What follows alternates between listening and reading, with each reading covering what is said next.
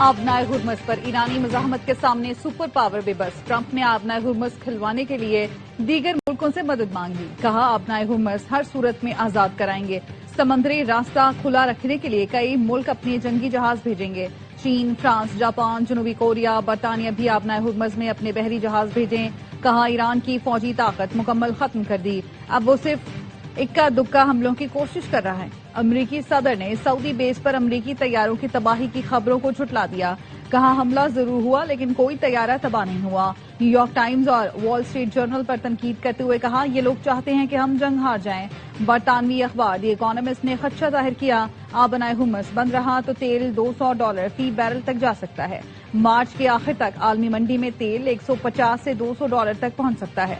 دنیا شدید معاشی بحران کے خطرے سے دوچار ہو سکتی ہے۔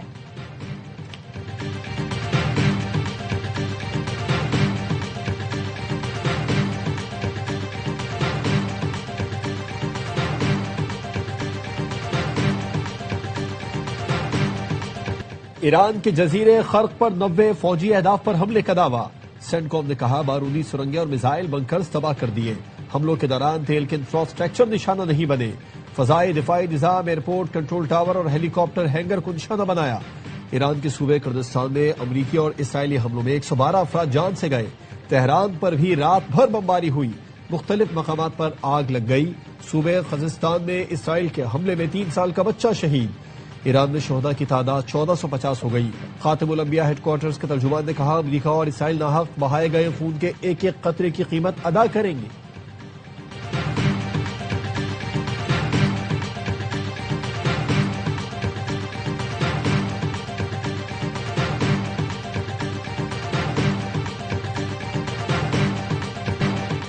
ایران کے خلیج فارس میں امریکی اہداف پر حملے جاری، یو اے ای میں تیل ذخیرہ کرنے والے سب سے بڑے ڈیپو پر ڈرون حملہ، آسمان میں دھوئیں کے بادل چھا گئے۔ جزیرہ خرق پر امریکی حملوں کے بعد ایران نے جوابی کارروائی سے آگاہ کر دیا۔ ایران نے دبئی اور ابوظہبی کی بندرگاہ کے اطراف کے علاقے فوری خالی کرنے کا کہہ دیا۔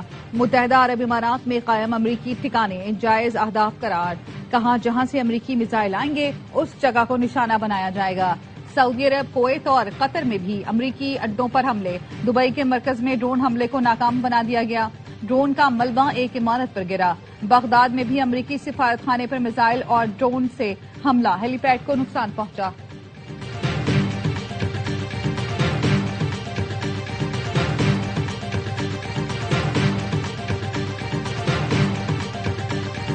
سعودی ایئر بیس پر ایرانی حملوں سے 5 امریکی جنگی طیارے متاثر ہونے کا انکشاف، وال اسٹریٹ جرنل کی رپورٹ کے مطابق امریکہ کے 5 ریفیولنگ طیارے شہزادہ سلطان ایئر بیس پر ایرانی میزائلوں کا نشانہ بنے۔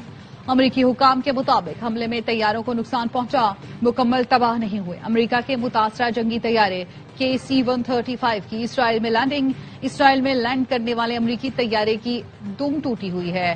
عراق میں ایک امریکی طیارہ KC-135 گر کر تباہ ہوا تھا۔ امریکی انتظامیہ نے دعویٰ کیا تھا 2 طیاروں کو حادثہ پیش آیا۔ ایران حملوں پر صدر ٹرمپ کو کیا مشورہ دیا؟ امریکی نائب صدر JD وینس بتانے سے خوفزدہ، کہا جیل نہیں جانا چاہتا اس لیے جو بات ہوئی نہیں بتا سکتا۔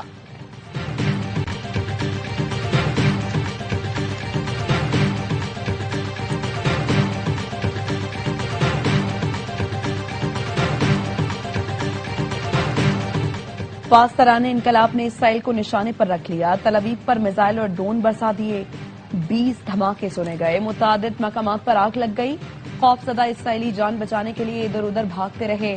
بغداد میں امریکی سفارت خانے پر میزائل حملہ، الجزیرہ کے مطابق سیرام ایئر ڈیفنس سسٹم سے منسلک یونٹ کو نشانہ بنایا گیا ہے۔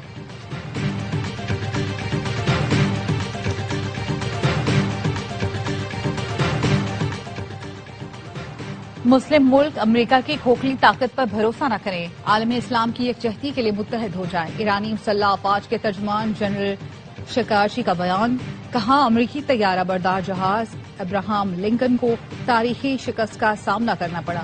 امریکہ اپنی کمزور فوج کا دفاع مسلم ممالک اور خطے کی سلامتی یقینی نہیں بنا سکے گا۔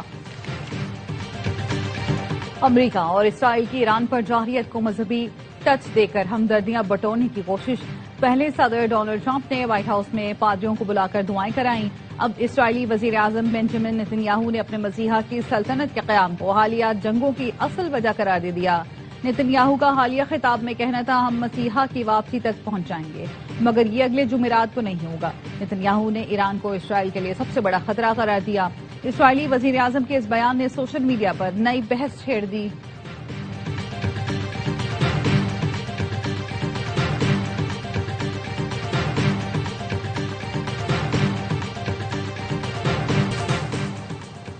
मुसल्लत जंग के बावजूद ईरान में जिंदगी मामूल के मुताबिक चल रही है। ईरानी सदर मसूद पेजेश्कियान कहते हैं, अवाम को बुनियादी सहूलतों की फराहमी में कोई बड़ी रुकावट नहीं आने दी गई।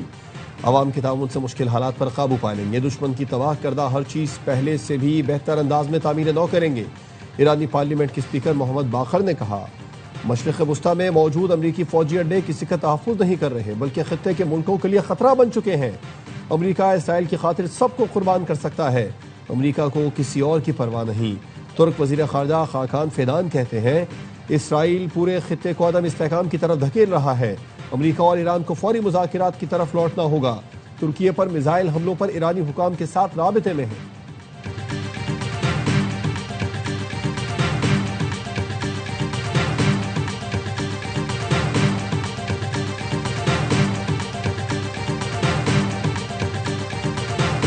वज़ीर आज़म की ज़ेर सदारत इजलास, पेट्रोलियम मसनूआत की कीमतों में इस्तेहकाम के लिए पॉलिसी इक़दामात पर गौर। सरकारी महकमों की गाड़ियों को मिलने वाले तेल में 50% कटौती पर थर्ड पार्टी ऑडिट का फैसला। वज़ीर आज़म ने कहा, सरकारी अफसरान और मुज़रा के बैरूनी दौरों पर पाबंदी आयद रहेगी। किफ़ायत शुमारी के अहकामात और इक़दामात पर अमल दरामद और निगरानी में मुतल्लिक़ा सेक्रेटरीज खुद करें। दुनिया भर में मौजूद पाकिस्तानी सफारत खानों को 23 मार्च की तक़रीबात इंतहाई सादगी से मनाने की हिदायत।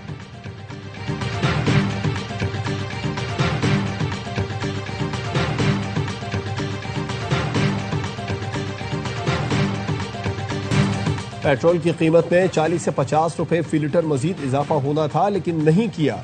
वज़ीर आज़म के कोऑर्डिनेटर राना एहसान अफजाल कहते हैं, मौजूदा सूरत हाल में पेट्रोल की कीमतें गैर मुअय्यना मुद्दत तक बरकरार नहीं रख सकते। खित्ते में कशीदगी से हमारी मईशत भी मुतासिर हुई। IMF से बात चल रही है। हुकूमत ईरानी हुकाम के साथ भी राबिते में है। उम्मीद है ईरान आबनाए हुर्मुज़ से हमें सप्लाई की इजाज़त दे देगा।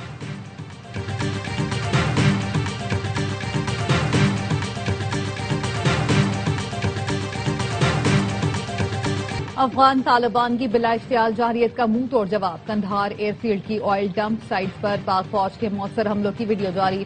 सिक्योरिटी जराये का कहना है, Kandahar airfield oil storage sites को मौसर अंदाज में निशाना बनाते हुए तबाह किया गया।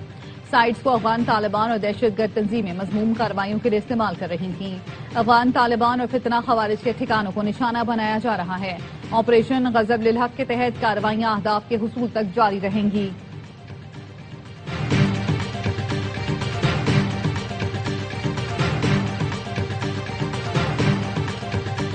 पाकिस्तानी चौकी पर कब्जे का दावा मनगढ़ंत और बेबुनियाद है। पाकिस्तान ने अफगान वजारत दिफा के दावे मुस्तरद कर दिए।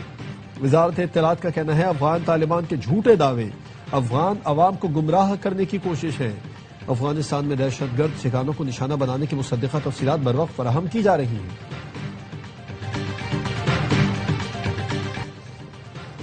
अफगान तालिबान की ड्रोन शरंगेजी नाकाबिले बर्दाश्त है, मुंह तोड़ जवाब देंगे। वफाकी वजीर दाखिला मोहसिन नकवी ने कहा, अफगान तालिबान रजीम भारत की प्रॉक्सी बनकर दहशतगर्दी को हवा दे रही है।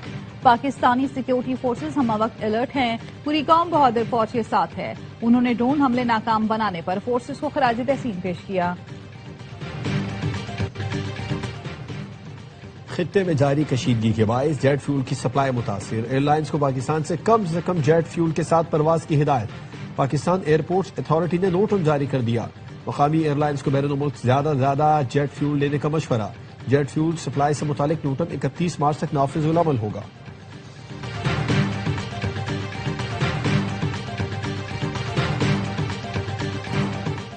मुत्तहिदा अरब इमारात में जाली वीडियोस फैलाने पर 45 अफराद गिरफ्तार। इमाराती हुकाम के मुताबिक मुल्जिमान को सोशल मीडिया पर गुमराहकुन वीडियोस फैलाने पर गिरफ्तार किया गया। मुल्जिमान ने फिजाई दिफाई कार्रवाइयों के वीडियोस और AI मनासिर सोशल मीडिया पर शेयर किए। अटॉर्नी जनरल UAE ने कहा, मुल्जिमान के खिलाफ मुकदमा दर्ज करके तहकीकात शुरू कर दी गई हैं। ऐसे जराइम पर कम अज कम 1 साल कैद और 1 लाख दिरहम जुर्माना हो सकता है।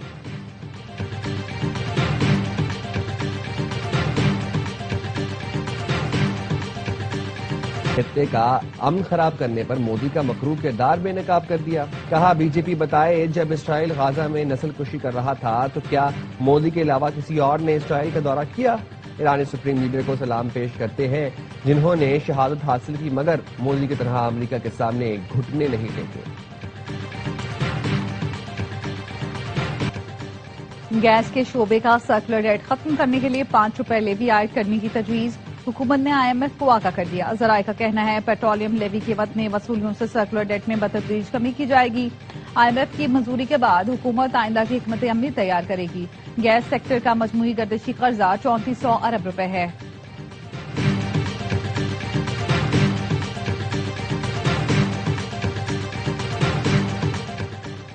پچپن 1,101 میٹرک ٹن آئل لے کر جہاز پورٹ قاسم کے فورٹ کو آئل ٹرمینل پر لنگر انداز ہو گیا.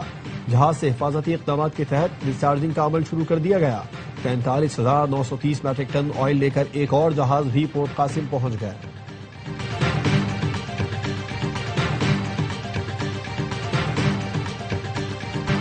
Chairman M Q M doctor Khalid Maqbool Siddiqui کہتے ہیں کامران ٹیسوری کو گورنری سے ہٹانے کے فیصلے پر اعتماد میں نہیں لیا گیا.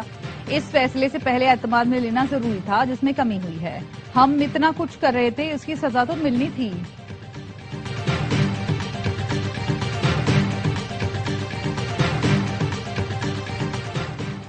گورنر سندھ نہال ہاشمی سے وزیر اعلیٰ کی ملاقات. مراد علی شاہ نے نہال ہاشمی کو گورنر کا عہدہ سنبھالنے پر مبارکباد دی. صوبے کی مجموعی صورتحال اور باہمی دلچسپی کے امور پر تبادلہ خیال. صوبے کی ترقی عوامی فلاح کے لیے مشترکہ اقدامات جاری رکھنے کا عزم. صوبائی وزیر سعید غنی بھی گورنر کو مبارکباد دینے پہنچے.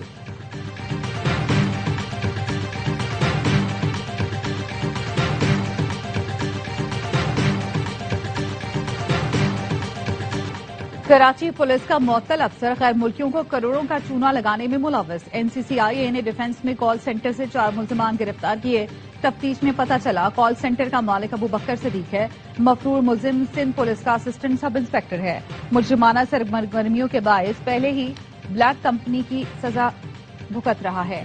2 سال قبل بھی اسی کیس میں گرفتار ہو چکا ہے.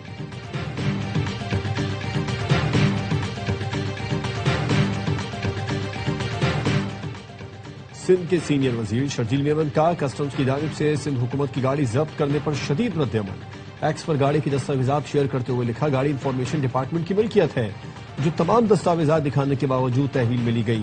گاڑی کمپنی کے آفیشل آڈٹ سے لیٹ خریدی گئی تھی. اس طرح کی نااہلی اور رویے کو برداشت نہیں کیا جا سکتا. پاکستان کسٹمز فوری طور پر گاڑی واپس کر کے تحریری معافی مانگی.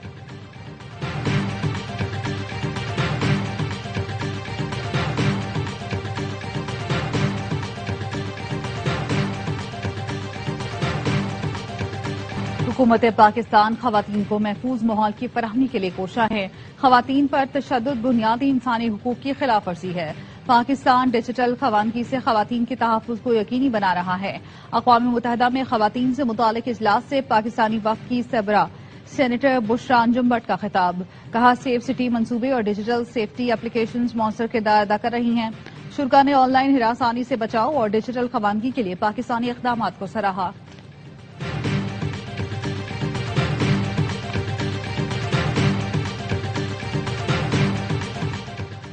ورلڈ کپ کے بعد بابر اور فخر انجرڈ ہوئے. تحقیقات کروا رہے ہیں دونوں کیسے انجرڈ ہوئے. کیا یہ دونوں ورلڈ کپ میں فٹ تھے یا نہیں. سلیکشن کمیٹی کی لاہور میں پریس کانفرنس. عاقب جاوید نے کہا لوگ ٹی وی پر بیٹھ کر ذاتی حملے کرتے ہیں. مانتے ہیں ورلڈ کپ میں نتائج اچھے نہیں آئے. مائک ہیسن کو 15 کھلاڑی منتخب کرنے کا اختیار دیا تھا جو اب تبدیل کر رہے ہیں. چیئرمین پی سی بی کی سلیکشن کمیٹی ارکان سے ملاقات. کہا تنقید کی پرواہ نہ کریں میری پوری سپورٹ آپ کے ساتھ ہے. محسن نقوی نے سلیکشن کمیٹی کو مکمل فری ہینڈ دے دیا.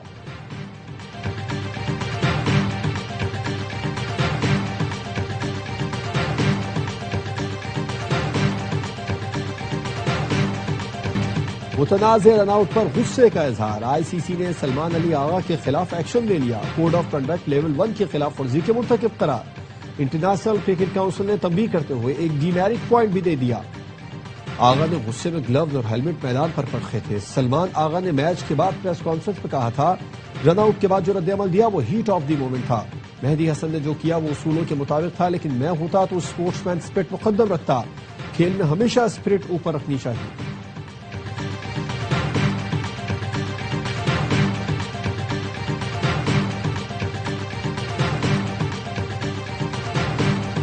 اور سونے اور چاندی کی قیمتوں میں کمی، فی تولہ سونا 8,700 روپے کم ہو کر 5,24,562 روپے کا ہو گیا۔